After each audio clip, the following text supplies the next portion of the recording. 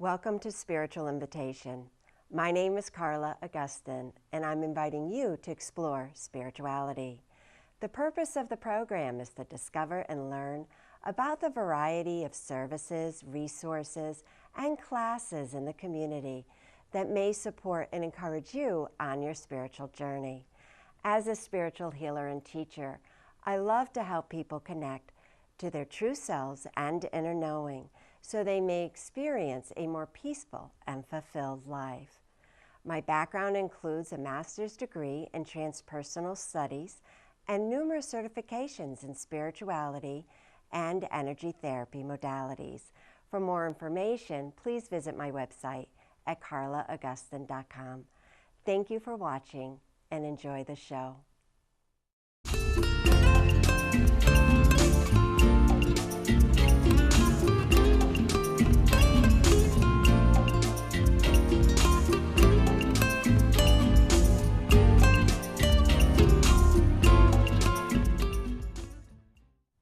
Today's program is on the healing art of Reiki.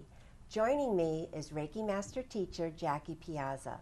Jackie is owner of Healing Room located on Wall Street in Madison, Connecticut. She has been an esthetician for 26 years, having received her certification from the Christine Valmy International School of Aesthetics, Skincare, and Makeup, as well as completing postgraduate credits from the International Dermal Institute. Jackie has been offering energy healing for 9 years. In addition to being a Reiki Master Teacher certified in the Usui system, she's been trained in several other healing modalities and recently has been studying Rainbow Reiki with Walter Lubeck. Jackie, welcome to Spiritual Invitation. Thank you, Carla. So nice to have you here, and thank you for being my first guest. Thank you. Let's begin with you and your spiritual journey. Okay. How did you start on your path? Well, I've always been a spiritual seeker, and it wasn't until about 9 years ago when my dad passed away and I was having difficulty getting through my grief when my sister recommended that I go for a Reiki session to help me. And I immediately thought, what is Reiki? You know? You knew nothing about it. No, I knew nothing about it, never had a session, was a little scared. Sure. And I asked her several questions, and she said, don't worry, just go find someone. So I did, and I had my first session, which led to months of sessions that the healing that took place was beyond what I thought. I just thought I was going for grief, when in actuality I learned that the whole reason that I was stuck in my grief was because I had more healing that needed to be done on other levels. And once that all cleared away, everything just got so much better. Okay, so now when you call the Reiki practitioner, did you say that, I want to work through my grief, or did you just tell her you wanted to come in and see what she did? I just explained that I wanted a Reiki session and that I had never had one, and we talked for a few minutes on the phone, and I felt very comfortable with her, and I made an appointment. Oh, good for you. Now, did it take a lot of courage to go in and see her, or did you feel like you were really in a place of, oh, I'll try anything? Well, I think because my sister had explained what to expect a little bit, and I trusted in her recommendation, and the woman on the phone when I made my appointment made me feel very comfortable, and so I think it didn't take too much courage. It was okay. Okay.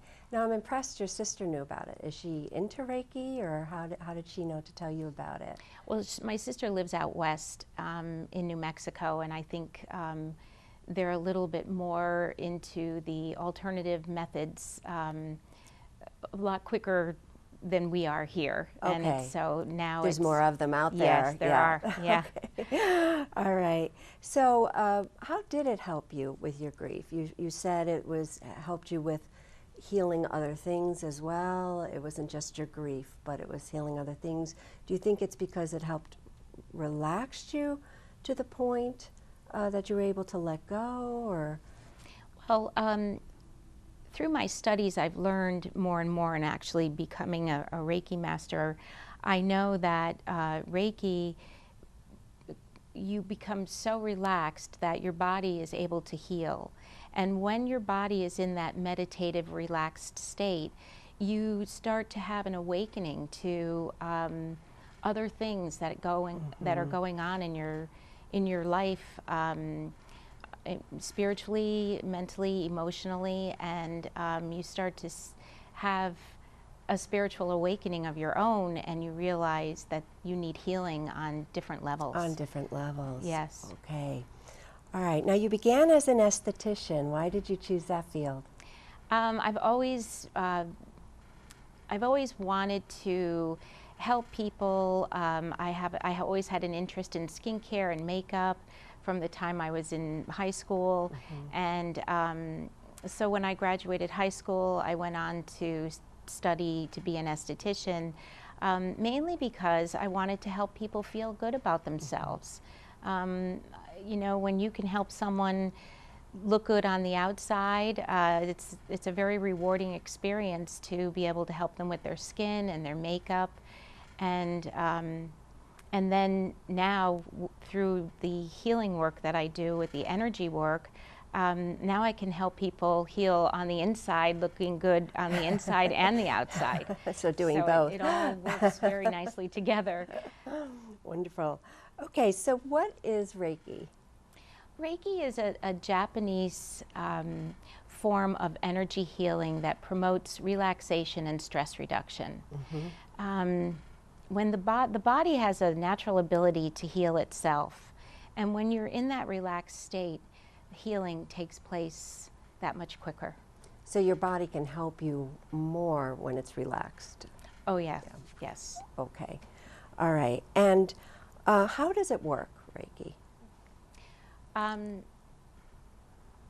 Reiki promotes the relaxation. Okay. When you're relaxed, you are able to heal yourself, and you are able to, it helps you to, suddenly you become more aware.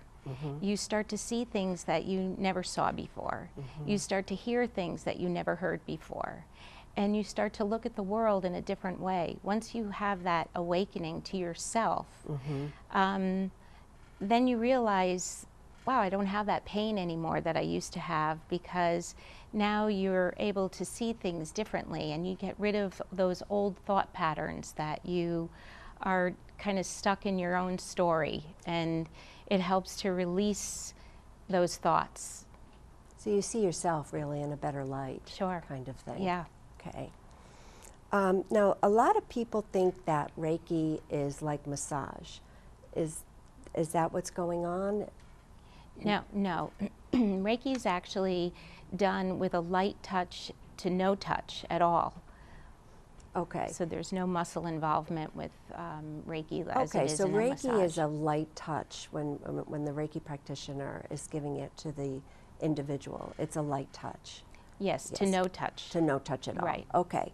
All right. And does it replace traditional medicine? Is it something that people, it's either you are going to a doctor or you're going to the Reiki practitioner, or works in conjunction with type of No, thing? Reiki does not replace traditional medicine. Reiki is a complement to traditional medicine. Okay, so the individual should know that it's not that they stop taking their medication, they don't stop seeing other professionals in their life. It's in addition to. It's a complement to what they're already working on, absolutely. Okay, so how about the benefits of Reiki? What do people seem to report? Well, definitely stress reduction and relaxation. More and more hospitals are using Reiki as after surgeries, after having a baby, during chemotherapy. More hospitals are taking on volunteers to do Reiki and incorporating an alternative program at their center. And it's becoming very widely used. Right, it seems to help people with their pain medication. It just Yes. seems to help reduce pain type of thing. Yes. Yeah, and then even pregnant women, when we think about that, it's safe. It's really safe for everybody. Right. Reiki can do no harm. A pregnant woman could receive Reiki, and You know, it's a universal life energy, and it's a loving energy that can cause no harm to anyone.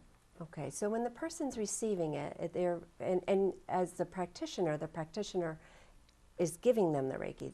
The practitioner receives it and then gives it. How does that? The Reiki energy, the practitioner is just a conduit. The Reiki flows through the practitioner to the client. It's not the practitioner's energy that the client is receiving. It's the universal life energy. It's the universal life energy. Yes. Okay.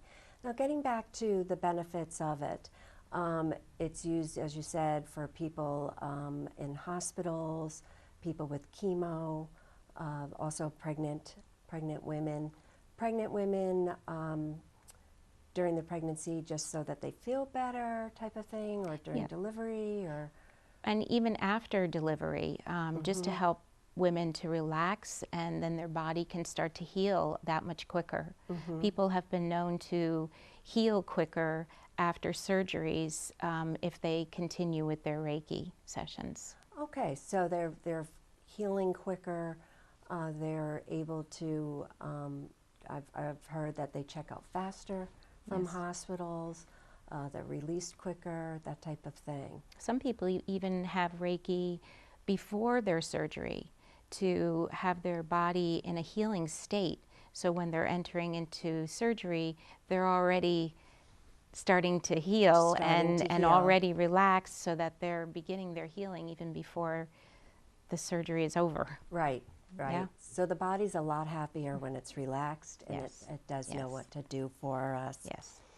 How would you recommend someone find a reputable Reiki practitioner? What should they do? Well, the first thing I always recommend is word of mouth. If you have a friend who's received Reiki, talk to them about how they like their Reiki practitioner. Would it be someone that you would like? And then if you don't know anyone who's received Reiki, you can also go online and contact the International Reiki Center. There's practitioners there. Okay. All right. So word of mouth is always a good way to find someone. Yes. And then give them a call. And what kind of questions, like, would you ask, should somebody ask if they want to go see a Reiki practitioner? What kind of things should they know?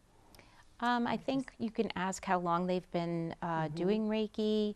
You can ask if they're a Reiki master. You can ask, where they do the Reiki. Is it in their home? Is it at a center? And go with what feels right to you. Okay, so just a good feeling inside. Sure. And give them a chance. All right. So say you've done that. Say you did your homework, and you found somebody, and you've spoken to this person on the phone, and you do like them, and you've set up an appointment. I know that each practitioner does it a little bit differently, but kind of walk the viewer through what would happen when they'd show up at a Reiki practitioner's office. They walk in, and then walk them through what the procedure would be like. Okay. Well, typically you would go in and then, of course, discuss why you want to receive a Reiki session. You can ask whatever questions that you may have to your practitioner, and then the Reiki session would be done either sitting in a chair or lying on a table, fully clothed. And from there, some practitioners will take you through a guided meditation to help you relax a little bit further, or they'll just start the Reiki session. And like I said, it'll be done with a light touch to no touch, whatever you prefer. Okay, so that you don't have to have someone put their hands on you if you don't want to. No. Okay, so it can be done above body. Yes. Okay. All right. And what parts of the body are touched? What typically? Well, there are 7 major chakras, which are the energy wheels of the etheric energy wheels of the body. So the hand positions for the Usui Reiki are done, starting at the crown to the base of the spine are the 7 major chakras. And then there's the palms of the hands, the shoulders, your knees, your feet, Those are some of the secondary chakras. Okay. And how long typically is a session? A session usually is 60 minutes, but there are 30-minute sessions, 90-minute sessions. Oh, okay. So people offer different amounts of time. Yes. Okay. Now, what are some things people might experience? Say they're lying on the table and they're receiving the Reiki. Do they feel different sensations? It's been known that some people will feel a lot of warmth from the hands of the practitioner. Some people feel a tingling sensation. Some people see colors, while others just relax and enjoy the feeling of the meditative relaxation, and some people fall asleep. Okay. Yeah. That's about as relaxed as Yeah. you can get. Well, that's a good thing. All right. And how about afterwards? I mean, would the session is over and people have an opportunity to ask any questions? Because it's quiet during a session. Oh yeah. Usually there's no talking during a session, but it's up to you how you want your Between you and the session to go. practitioner. Exactly. Okay. And then after the session, you just have a glass of water, continue to drink water throughout the day, and usually people feel very, very good after a session. Okay. And it stays with them too, doesn't it? Yes, it does. Yes. Yeah. Okay.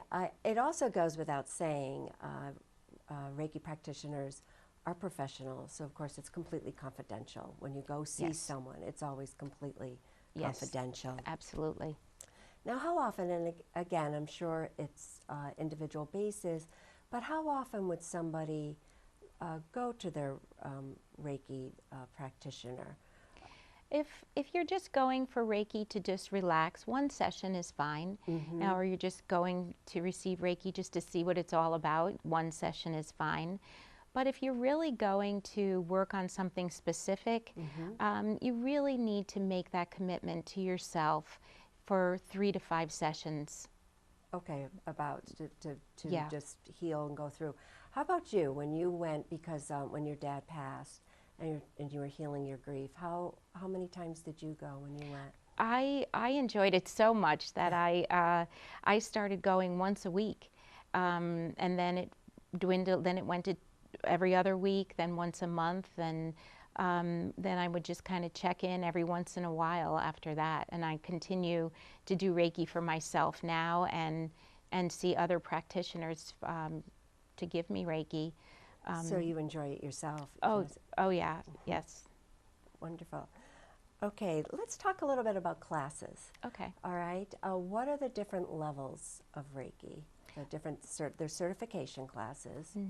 There's 4 levels of Reiki. The first being Reiki 1, and the last being Reiki Master Teacher. A Reiki 1 class is a full day class from 9 to 5. And when you leave that first class, you will be able to do Reiki for yourself, Reiki for others, and even for your animals. Oh, so even for pets? Yes. Yes. Okay, so who takes these classes? I mean, is it people that are going to be professionals with it, or it can be for really? Yeah, I mean, you don't have to take a Reiki class to go on to be a Reiki Master Teacher and have a practice. Some people take Reiki classes just to do it for themselves and their families. Just for their personal lives. Many nurses take Reiki classes so they can use it with their patients. You know, anyone can learn Reiki. Okay, so if you don't need any prior experience, so if someone says, "Well, I've never done anything like this," you don't need to have any prior experience. No, you don't. No. Okay. Are you effective with just, say, the level 1? Because what if someone says, well, I would like to know how to give it to my pets or my family or myself. Is level 1, if you stop right there after level 1, is it still enough? Sure. Yeah. It's whatever, it's however you want it to be for yourself. If you want to go on to do level 2 or 3 or become a Reiki master teacher. It's very individual. Okay. And it's however it's going to meet your needs. All right. So even people that they don't intend to do this professionally, they may just enjoy it so much, they'll go on all the way up, all Yes. the different levels. Yes. Wonderful. Let's talk about pets a little bit. Isn't it fascinating to think that our animals really enjoy receiving Reiki? Yeah. Have you had any experience yourself or heard any stories? I have actually. I have cats, and one of my cats was pretty sick, and she was on my lap, and I did Reiki for her, and she responded in a way that was very beautiful. It actually created a connection between us further than I even thought we could ever have. And when I'm doing Reiki for myself or if I'm meditating, she's very responsive and she likes to be around when I'm doing that because I think she remembers receiving it and feeling it. So I do Reiki for her quite often. Oh, isn't that nice? I do. Yeah. Now, will she let you know when she wants? Probably. Well, it does make sense when you think how animals just so naturally, instinctively know people, recognize energy, know a good energy. And they like to relax. They like to feel that relaxation and that connection. And they're very spiritual beings, and they like that feeling of that connectiveness. So, I'm curious, how long did you do it on your lap? Did yes. you give it to her? Okay. Yes. And how long did she sit there? A long time. Well, she wasn't feeling well, so Okay. she really enjoyed it. I think she enjoys the warmth too of my hands. Oh, very Yes. nice Yes. for her. Yeah. That's great. So how do you think Reiki helps people connect to their spiritual side? Well, I think if you do enough Reiki sessions, and you will eventually feel that awakening, that spiritual awakening. You start to connect more with your own soul, and you feel that soul connection again, and it's just a wonderful feeling to bring yourself to that level again. I mean, we all have that. We have that soul. We all have a soul, but we forget that connectiveness to our soul, and that journey back and staying there is a really beautiful place to be. So part of the spiritual journey really is connecting to your soul or to your true self. That's right. Who you really are. Yes. Yes. Okay. And what is most rewarding for you, Jackie, about being a Reiki master teacher? Well, I think when I teach classes and I'm sending out one more Reiki practitioner into the world to do Reiki and spread that loving energy, that's a wonderfully rewarding thing for me. And then also to watch the progression of someone and on their healing, when you're working with someone who really truly wants to heal on many different levels, it's very rewarding to see them do that for themselves. Yeah, and when you say healing on different levels, it's not just the physical. If someone has something, they're undergoing, say, a serious illness or an operation, or even symptoms like headaches or that type of thing, but also the emotional level, like when you went for grief, and the mental, the thoughts, people. Right, and many times the problem isn't a physical problem. The problem is an emotional, mental, spiritual problem that manifests in a physical way. And once you begin that healing on that mental, emotional level, your symptoms, your physical symptoms will start to go away because you're just that much more awakened to your own self. And Well, it's kind of like when you're really worried about something, you develop a headache. Or a So- stomach ache. Or a stomach ache, or that type of thing. That's right. So if you deal with what it is that's worrying you. Right. And if it stays there long enough, it can really cause a lot of physical problems. And so, and I think that's, you know, the deeper you go, the more layers you peel away, you'll start to realize, I'm done with this now. I'm not going to worry about this anymore, and I'm going to heal myself. And it's a wonderful feeling. Good. Looking back at when you started on this journey, is there anything that surprises you or anything that you weren't expecting? I mean, certainly the first time you called that Reiki practitioner, you weren't thinking someday I'll be a Reiki master teacher. No, no. I think I'm surprised every day. You know, I think every day something new and wonderful comes around, and even when I'm not feeling my best, I always have Reiki. It is my tool that I pull out of my toolbox whenever I need it. It's always there for me, and it has really helped me in the last 10 years that I've been using it. And so I think no surprises. It's just there, and it's a wonderful part of who I am now. Okay. All right. Is there anything else you'd like to add? Anything that we didn't talk about today that you'd like the viewer to know about Reiki? I think that everyone should try Reiki. I think that that there shouldn't be any fear behind it, and I think that if you've been thinking about it, do it. Just try it. Find someone and do that for yourself.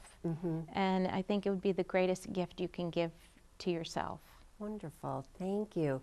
You're welcome. I'd like to conclude with, how would you define spirituality? Spirituality to me is that place where you feel like you've come home.